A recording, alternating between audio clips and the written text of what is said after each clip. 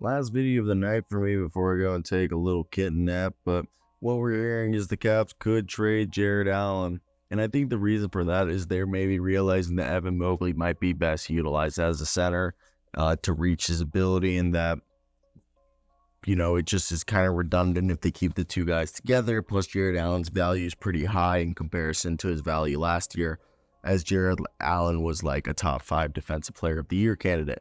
Now, if you look at Jarrett Allen and what his contract is, I really do think that he's a guy who, could bring value. So on the latest episode of, what is this? I don't even know if it was NBA TV, but it was the latest episode of the Hoops Collective podcast by Brian Windhorst of ESPN.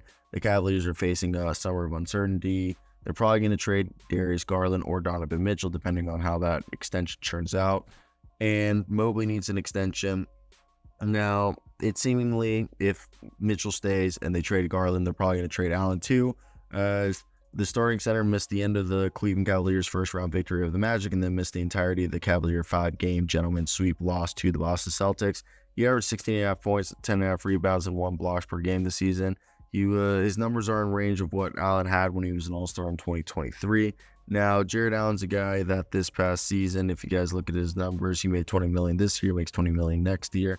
If you look at who's he going to be around in terms of salary, I think he's in a decent market, as he's a guy that a lot of teams, specifically teams like the Pelicans, they might be like, here's Brandon Ingram for, Dean Wade and Jarrett Allen, and you might not have to give up a pick, and you get yourself Brandon Ingram. And I feel like you might even be able to say, here, we actually want compensation for Brandon Ingram or for Jarrett Allen, because Jarrett Allen might have more value than Brandon Ingram.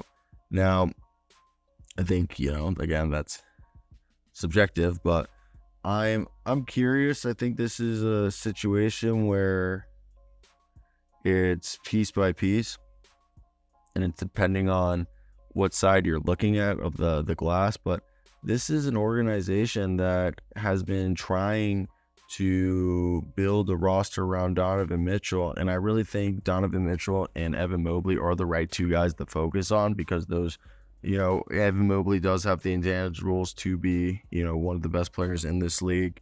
And I think Jarrett Allen's probably a finished product, while Evan Mobley's just as good, but nowhere near being the finished product. So I think that's the side that Evan Mobley has working for him, that one might say is why a team like the Cavaliers would be thinking around getting rid of a defensive player of the year, type player like a Jarrett Allen, is because of the upside that Evan Mobley has, and has shown when he's not with a guy like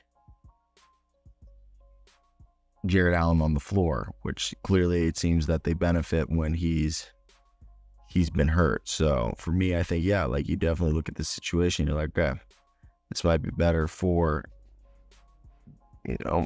Mr.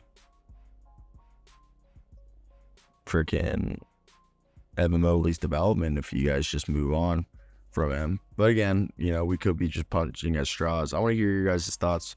If you were the Cleveland Cavaliers, what would you do and why? Definitely an interesting summer that they're going into, and it's anybody's guess what's going to happen. But I definitely want to hear your guys' opinion. What's the expectation for you guys and why? But I hope you guys did enjoy today's video. Like, comment, and subscribe.